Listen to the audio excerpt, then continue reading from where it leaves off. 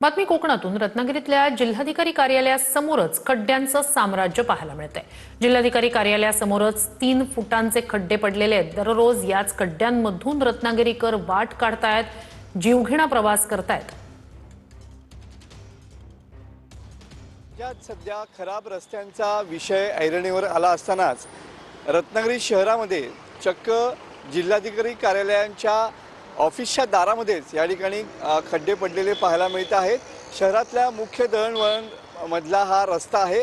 हाच रस्ता या ठिकाणी पावस आणि इतर ठिकाणांना या ठिकाणी जोडतो। मात्र तुम्ही बघू शकता की सध्या रत्नागिरी शहरातली वर्दळ सुरू झालेली पाहायला मिळते आहे आणि जिल्हाधिकारी कार्यालयाच्या दारासमोर बरोबर हे भले मोठे खड्डे या ठिकाणी पाहायला मिळत आहेत। मोठ्या संख्येनं या ठिकाणी वाहनांची वर्दळ असते। ऑफिसमध्ये येणाऱ्या लोकांची किंवा जिल्हाधिकारी कार्यालयात येणाऱ्या लोकांची वर्दळ असते। अशानाच या खड्ड्यामधून या ठिकाणी मार्गक्रमण करत या ठिकाणी या खड्ड्यांमधूनच प्रवास करावा लागतो आहे। कॅमेरामन समित गजनेसह मनोज लेले, TV9 मराठी, रत्नागिरी।